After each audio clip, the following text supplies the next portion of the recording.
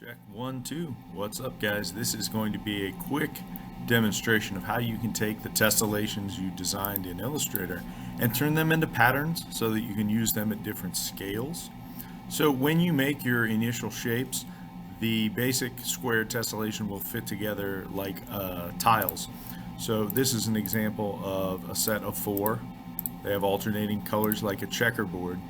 You could take them and group them and alt click and drag to fill your page, but that takes time and you may end up with gaps.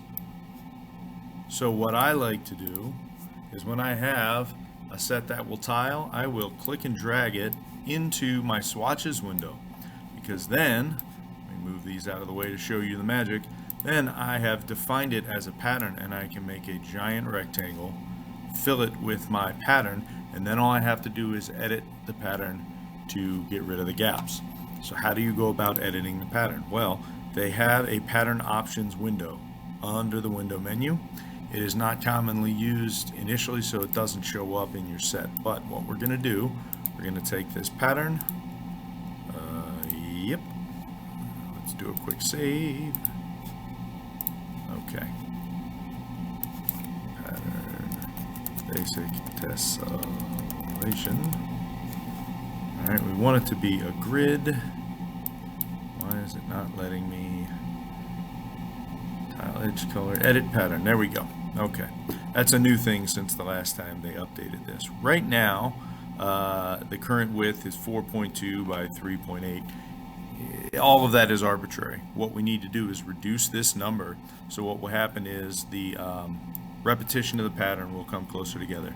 So I'm simply going to press the down arrow. So this is moving in fractions of an inch. I may have to type something a little bit more specific. Maybe I'll do 0.3875. We'll tab that over. Okay, we'll try 0.3675.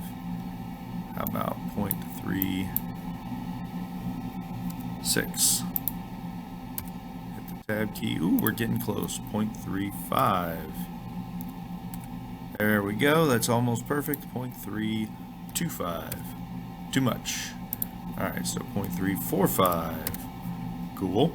Alright, now I'm just going to press the down arrow. I highlighted my width and I'm just decreasing that number, hoping I can get it pretty close. So 0.375. How about 0.37?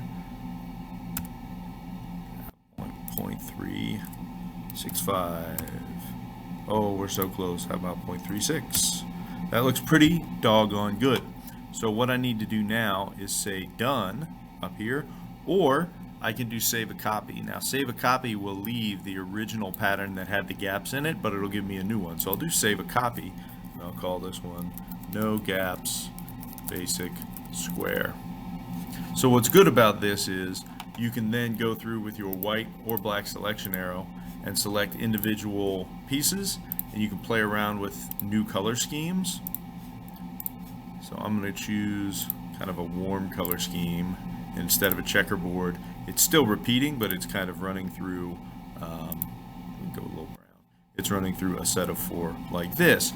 Instead of hitting done, which would change the tessellation pattern that we saved, I'm going to do save a copy. We'll call it oranges, no gaps, or warms, no gaps, something along those lines. Okay, so then when we're done, we can hit done. Now I have a couple of different patterns. I have one which is on this rectangle here. I could use a different shape. Let me make an elliptical shape. Now it's applying the same fill pattern, but I could choose the original color scheme that I had. You'll notice the pattern still lines up, which is kind of cool.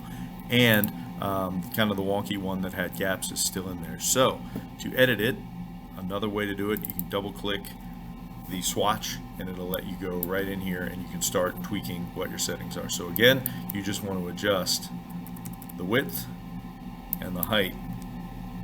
Boink, boink, boink. And assuming that we did a good job, I'll make that 7.95 inches.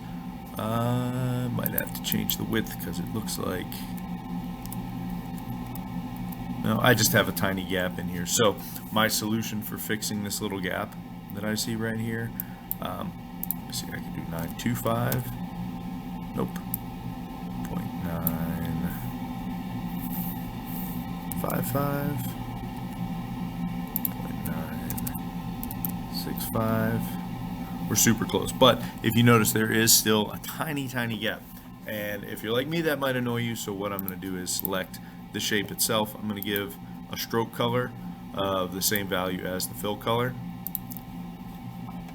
and that alone may be enough. Maybe I'll do the same thing here, pick the same green,